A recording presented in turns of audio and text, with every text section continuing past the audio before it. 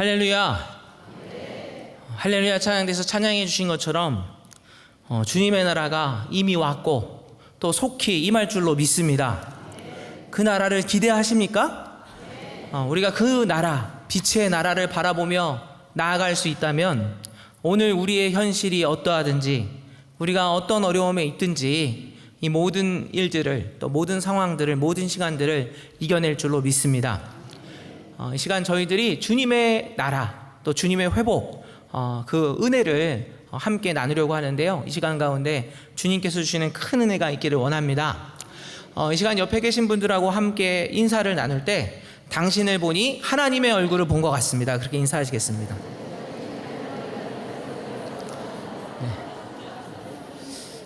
네. 제가 가끔 이제 설교 전에 이 인사를 함께 나누는데요. 이 인사를 싫어하시는 분을 못 봤어요. 너무 좋아하십니다.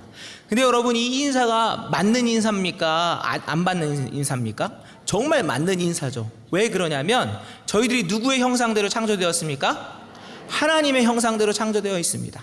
그래서 우리가 예수 그리스도 안에서 주님의 은혜 가운데 저희들이 회복될 때 저희들 가운데는 하나님의 형상이 있는 겁니다.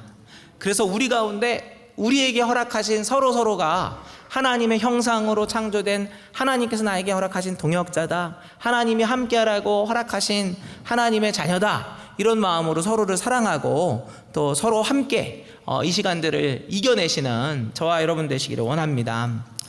그리고요, 우리가 이렇게 하나님께서 주시는 회복을 보고 또 우리가 회복으로 살아가고 또 회복된 이 나라를 바라보며 살아가는 것 얼마나 큰 축복인지 모릅니다.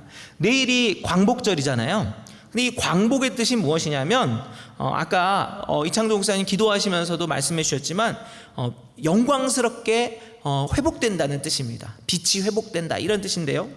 일본 제국주의의 침략으로 36년간 고생했던 대한민국이 주권을 회복하는 것을 기념하는 날입니다. 그런데 우리나라의 주권을 회복하는 날인데 무엇을 회복했다고 얘기합니까?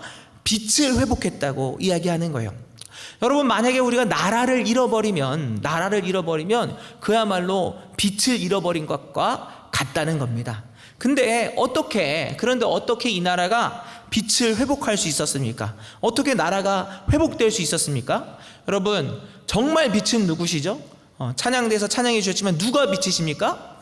예수 그리스도가 빛이신 줄로 믿으시기를 바랍니다.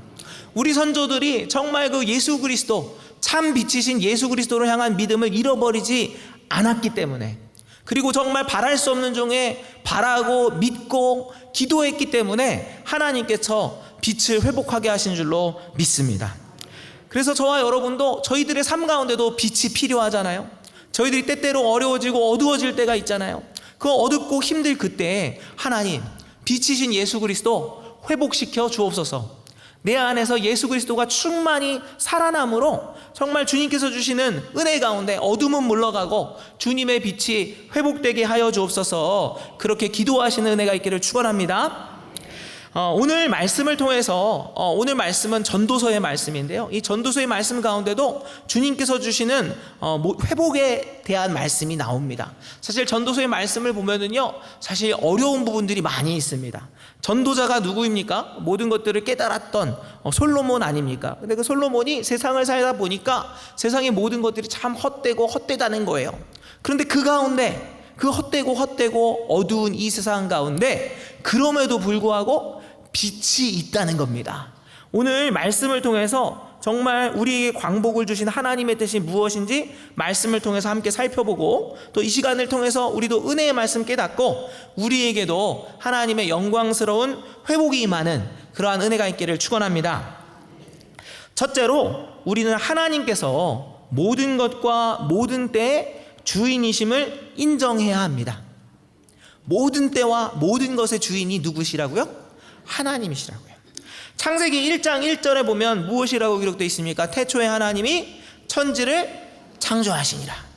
우리가 이 말씀을 믿죠. 그리고 이 말씀을 믿으면서 그렇지, 하나님이 모든 것의 창조주가 되시지, 그리고 모든 시간의 주인도 하나님이 되시지, 모든 것을 하나님이 주관하시지, 이렇게 고백합니다. 그런데 한 번 더 생각해 보면 이렇게 고백하는 것이 쉽지 않은 일이라는 것을 금방 알 수 있습니다. 왜냐하면 우리의 인생과 환경이 우리가 보기에 항상 긍정적인 것만은 아니기 때문입니다.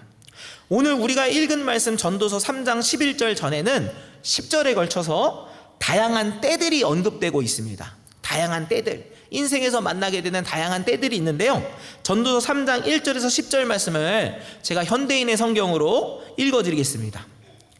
세상의 모든 일은 다 정한 때와 기한이 있다.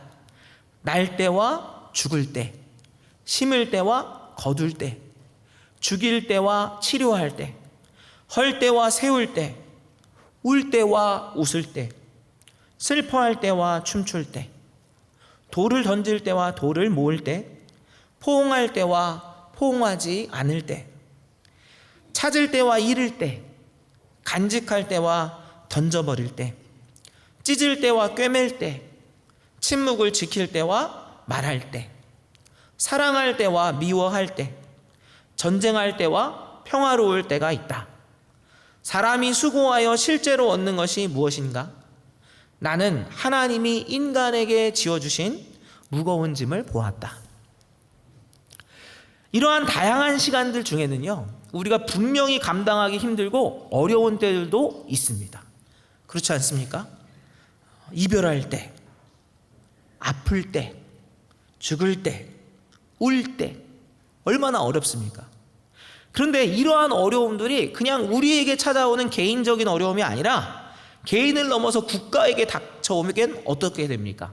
국가에게 닥쳐오게 되면요, 그 어려움은 절대 당연하지 않은 어려움인데도 당연한 어려움처럼 우리를 모두 힘들게 하기도 합니다. 그것의 예가 무엇이냐면 바로 우리의 선진들이 겪어야 했던, 우리가 겪어내야만 했던 나라를 잃음, 그리고 전쟁과 같은 그런 일들입니다. 우리 인생의 어려움들, 그리고 우리의 환경에 어려움들이 찾아왔을 때, 그럼에도 하나님이 모든 것의 주인이시다, 하나님이 함께 하신다고 고백하는 것은 어려운 일입니다. 그러나 그럼에도 불구하고 하나님은 모든 것을 지으신 하나님이시며 모든 때의 주인이 되십니다. 이것을 이해하기 위해서 우리는 먼저 모든 것과 모든 시간의 주인이 되신 하나님께서 우리 각자에게 인생이라는 시간과 환경을 주셨다는 것을 알아야 됩니다. 하나님께서 저와 여러분에게 생명을 주셨습니다. 그리고 생명을 주신 것은요, 우리에게 고통과 슬픔을 주시기 위한 목적으로 생명을 주신 것은 분명히 아니었습니다. 왜 하나님이 사람을 창조하시고 사람에게 인생을 주셨습니까? 그것은 하나님을 찬양하고 하나님께 영광 올려드리고 생육하고 번성하고 기뻐하라고 사람을 창조하셨습니다. 근데 여러분, 우리가 알고 있듯이 우리는, 그리고 우리의 먼 선조 아담의 때부터 어떻게 살아왔습니까? 하나님의 선물인 하나님께서 허락하신 인생과 자유를 하나님께 영광 올려드리는데 드리는 것이 아니라 어떻게 살았습니까? 자신의 욕심대로 살아가는데 사용해 오지 않았습니까? 제가 이런 말씀을 드리면 목사님, 아담 때문에, 하와 때문에 우리가 고생이 많네요. 그렇죠? 근데 일부분은 맞지만 사실 우리의 삶을 돌이켜보면은요, 우리도 아담이나 하와랑 다를 것이 없습니다. 아담이 그랬던 것처럼 하와가 그랬던 것처럼 우리가 얼마나 높아지기를 원합니까? 얼마나 하나님께서 주신 하나님 그 자체에 만족하는 것이 아니라 정말 하나님보다 높아지려고 할 때가 얼마나 많이 있습니까?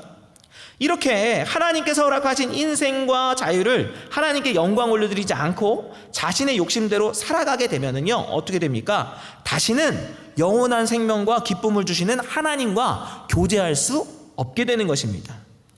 영적으로는 죽게 되고 이 땅에서는 여러 고통을 겪게 되는 것입니다. 그리고요, 이러한 고통은 우리 자신에게만 머물지 않고 점점 더 그 고통과 죄악은 커가는 거죠. 여러분, 욕심을 가지게 되면 어떻습니까? 하나만 가지면 되는데 2개, 3개 더 가지려고 하면 서로 싸우게 되지 않겠습니까? 그럼 이것이 지나가다가 나라와 나라끼리 싸우면 그게 바로 전쟁 아니겠습니까? 사람들은 서로 연결되어 있기 때문에 죄는 죄를 낳고 더 커지고 더 많은 사람들이 고통을 당하게 되는 것입니다. 한 공장에서 나온 모든 제품이 그 공장에서 나온 제품임을 부인할 수 없듯이 우리는 아담으로부터 시작된 원죄를 가지고 태어나고 살고 있고, 또한 살면서도 많은 사람들에게 죄를 지며 살고 있습니다. 이러한 죄악이 국가 단위로 커지면 전쟁도 일어나고 강한 나라가 약한 나라를 탄압하는 일도 생겨납니다. 겉으로 보여지는 모습은 포장할 수 있습니다. 그러나 어떻게 포장해도 여전히 이 나라와 이 세계는 정말 죄악 가운데 있음을 알게 됩니다. 그리고 이런 고통은요, 이제 사람을 넘어서 피조물에게도 미치고 있는 것을 보게 됩니다.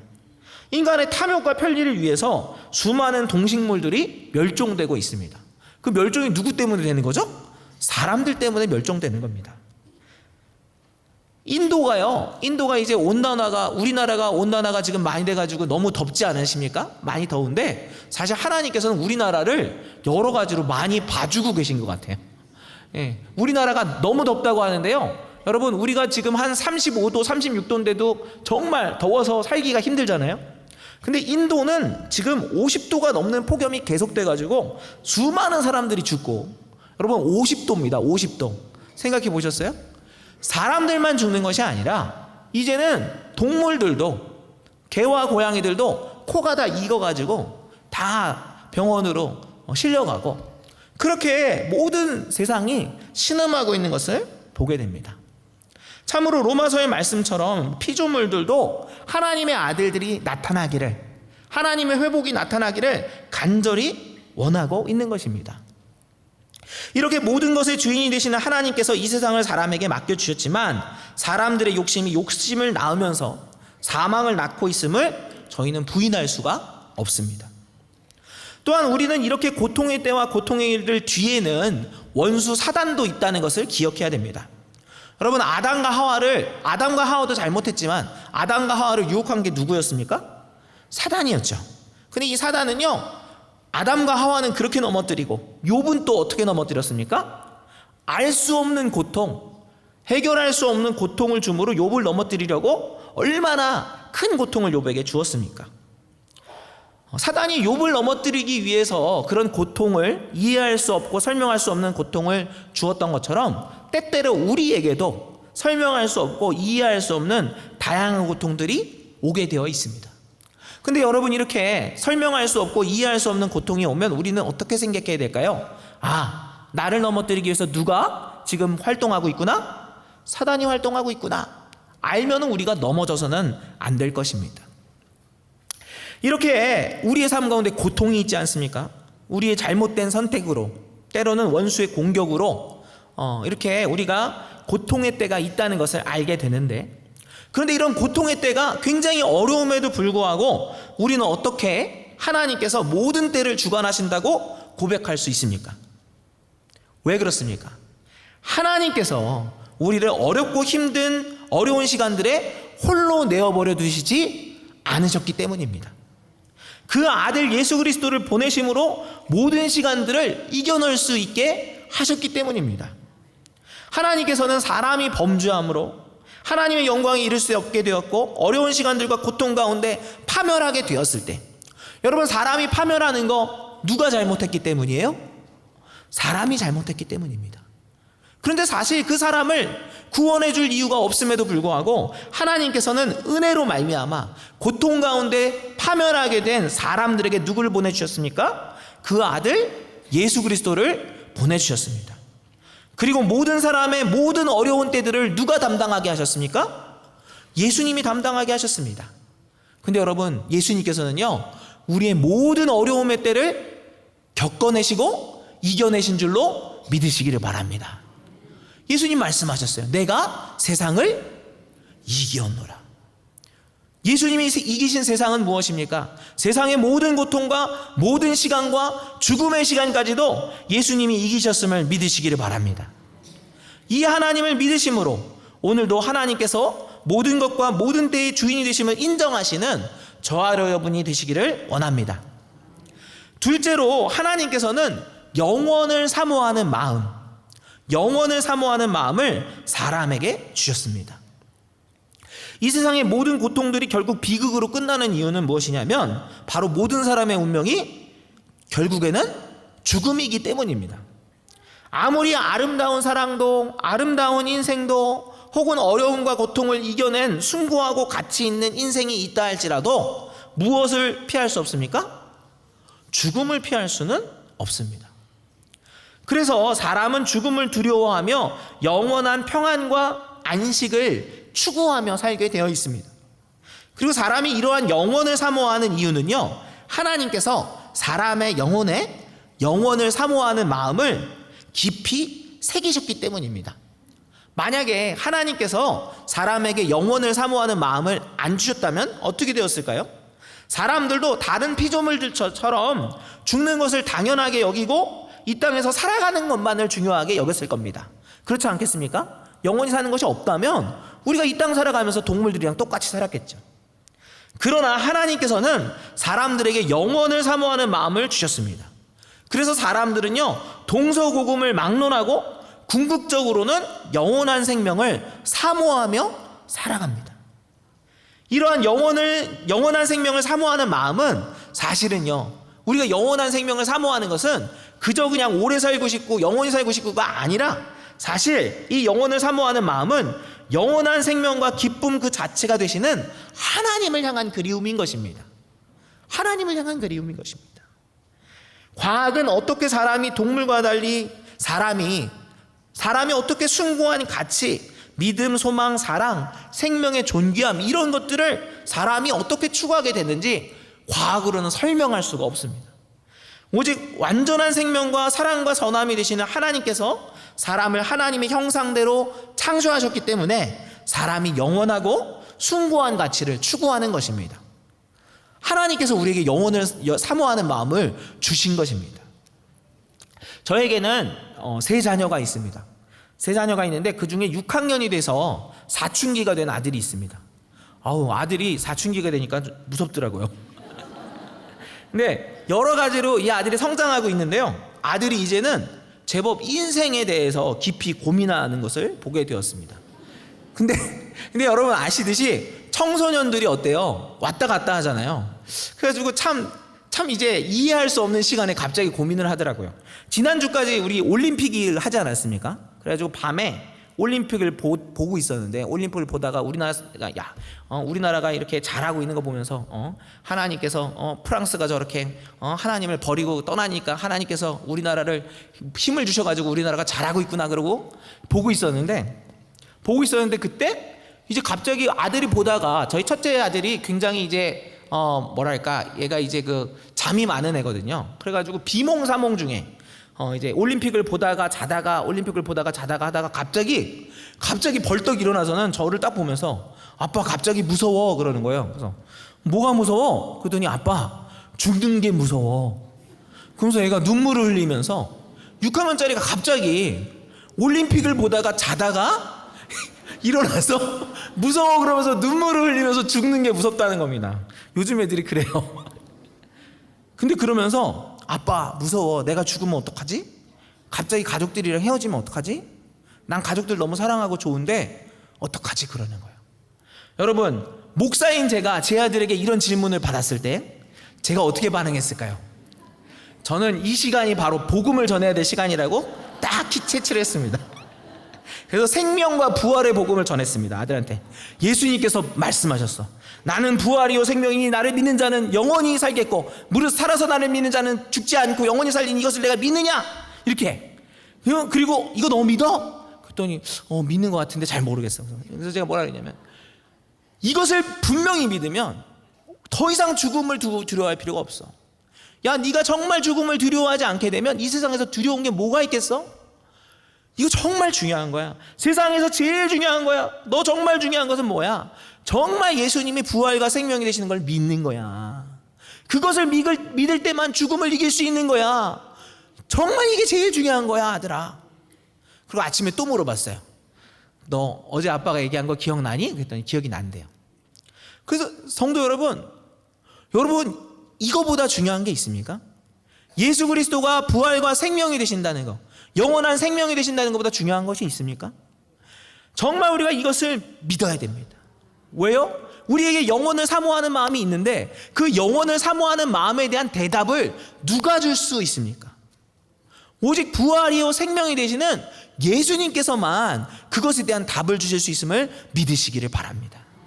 영원한 생명이 되시는, 부활과 생명이 되시는 예수 그리스도가 영원을 사모하는 마음에 대한 대답인 거예요. 저와 여러분이 우리에게 영원한 생명을 주시는 예수 그리스도를 꼭 붙잡고 오늘을 이겨내시기를 축원합니다. 셋째로, 하나님께서는 하나님의 시간에 모든 것을 아름답게 하십니다. 지혜자는 오늘 본문에서 하나님께서 모든 것을 지으시고 때를 따라 아름답게 하셨지만 그 시종을 측량할 수 없다고 말씀하고 있습니다. 이 말씀과 같이 우리는 우리 삶의 모든 것과 모든 때가 언제 아름답게 되는지는 알 수가 없습니다.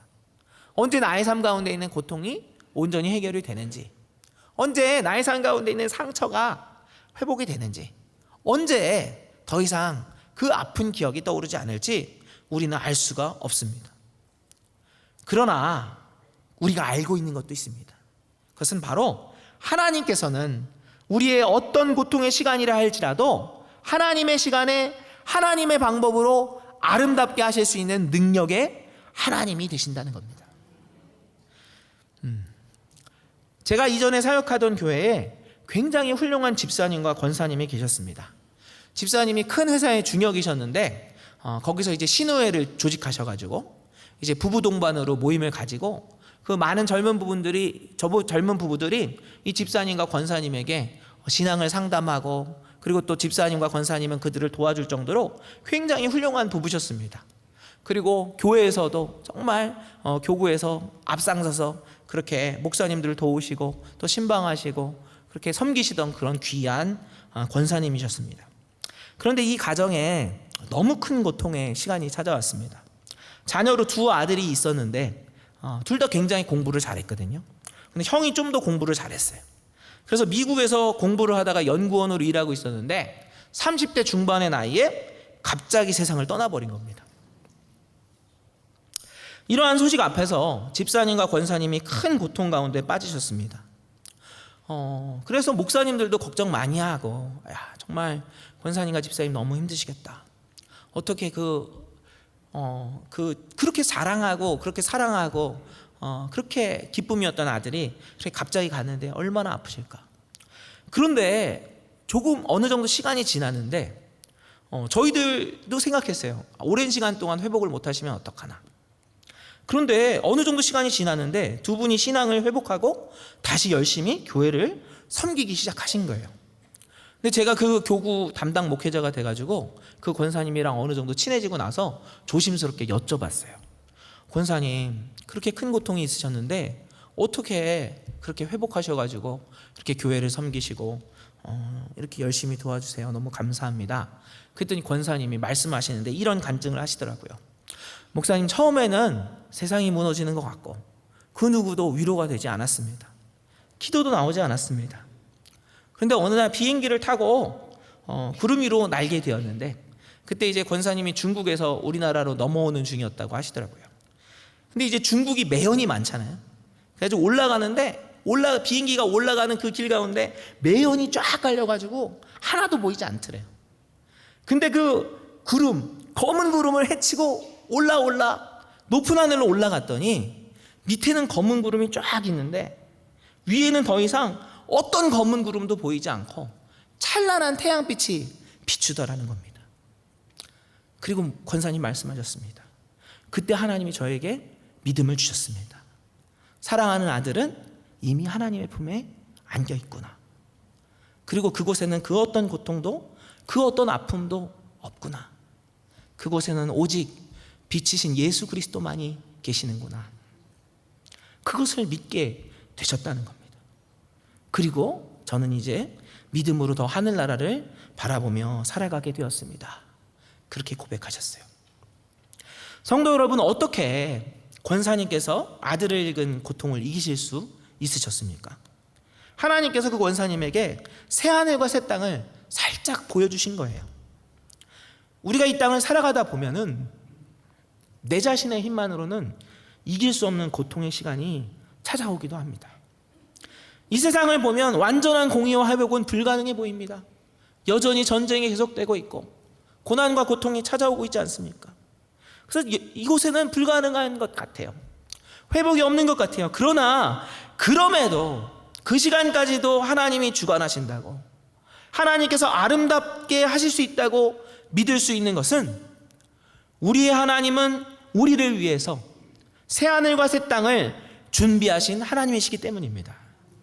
그리고 오직 예수 그리스도를 구주로 믿는 사람들, 예수 그리스도를 구주로 믿는 사람들만이 모든 것을 하나님의 시간에 완전하게 아름답게 하시는 하나님의 은혜를 경험할 수 있음을 믿으시기를 바랍니다. 성도 여러분, 우리의 신앙의 선조들도 이러한 믿음으로 사셨던 분들 아닙니까? 우리 신앙의 선진들이 일제의 침략 가운데 신음할 때도, 잿더미가 되어버린 이 땅에서 형제자매들과 뿔뿔이 흩어지고 헤어지는 전쟁터 가운데도, 피 흘리는 전쟁터 가운데도 다시 일어서서 기도하고 예배할 수 있었던 이유가 무엇입니까? 바로 예수 그리스도와 십자가의 복음이 이미 세상의 모든 권세를 이기셨음을 믿으셨기 때문입니다. 하나님께서 하나님의 시간에 모든 것을 아름답게 하시고 새하늘과 새 땅을 주실 것을 믿으셨기 때문입니다. 그리고 우리가 알고 있고 우리의 눈으로 보고 있는 것처럼 하나님께서는 이러한 우리 선진들의 믿음과 기도에 응답하셔서 우리에게 광복, 영광스러운 회복을 주셨습니다. 새하늘과 새 땅 그 자체가 되시는 예수 그리스도의 복음이 전파됨으로 이 땅이 회복될 수 있었던 것입니다. 오늘 저와 여러분에게 이러한 믿음이 필요합니다. 내일을 알 수 없는 오늘, 분명히 어제보다 더 큰 어려움과 고통이 기다리고 있을 내일을 두려워하지 않고 담대히 나아갈 수 있는 단 하나의 이유는 바로 지금까지 지키신 하나님이 앞으로도 함께 하시고 우리의 모든 것을 아름답게 하시겠다고 약속하셨기 때문입니다. 저와 여러분이 하나님의 시간에 모든 것을 아름답게 하시는 하나님을 믿는 믿음으로 승리하기를 원합니다. 바랄 수 없는 중에 바라고 볼 수 없는 중에 볼 수 있는 믿음의 사람들이 되기를 원합니다. 저와 여러분의 삶에 하나님께서 주시는 영광스러운 회복, 광복이 임하기를, 그리고 계속되기를 축원합니다. 기도하겠습니다. 사랑의 하나님, 오늘도 우리에게 말씀하여 주심에 감사드립니다. 하나님께서 모든 것과 모든 시간의 주인이심을 믿습니다. 우리에게 주신 모든 시간과 모든 것에 감사하며 오늘도 승리하게 하옵소서. 이 땅을 살아가지만 영원을 사모하는 마음을 잃지 않게 하시고 하나님께서 하나님의 시간에 모든 것을 아름답게 회복하심을 믿고 새하늘과 새 땅을 향한 믿음으로 살게 하옵소서. 모든 말씀 우리 구주 예수 그리스도의 이름으로 기도드립니다. 아멘.